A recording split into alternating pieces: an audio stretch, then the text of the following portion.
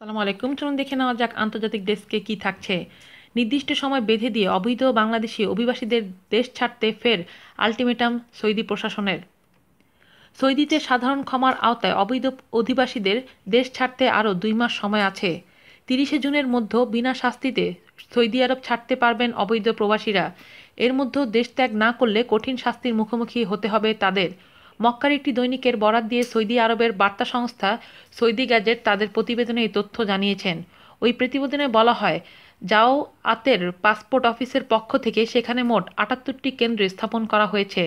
এসব কেন্দ্রে অবৈধ বাংলাদেশিদের দেশে ফিরে আসতে প্রয়োজনীয় অনুমতিপত্র দেওয়া হচ্ছে। প্রতিবেদনে আরও বলা হয়েছে, সবচেয়ে বেশি অভিবাসী ফেরত যাচ্ছেন জেদ্দায় কিং আব্দুল আজিজ বিমানবন্দর দিয়ে। এছাড়া সৌদি আরবের মদিনার রাবিক, কুনুফুদা, তায়েফ ও জেদ্দায় অভিজ্ঞতা সম্পন্ন লোকদের দিয়ে অত্যাধুনিক প্রযুক্তি সজ্জিত বিশেষ রিসিপশন সেন্টার পরিচালনা করা হচ্ছে। এর মাধ্যমে ভ্রমণ, হজ কিংবা উমরা ভিসা নিয়ে মক্কা এসে যারা অবৈধভাবে অবস্থান করছেন তাদের সঠিক পদ্ধতিতে ইলেকট্রিক্যাল প্রযুক্তির সাহায্যে ভিসা সংক্রান্ত নিয়মনীতি ঠিক করে দেশে পাঠানো হচ্ছে। যেসব অবৈধ অভিবাসী জেদ্দায় অবস্থান করছেন তাদের পার্শ্ববর্তী জাওয়াত কার্যালয়ে যোগাযোগ করতে আদেশ দেওয়া হয়েছে।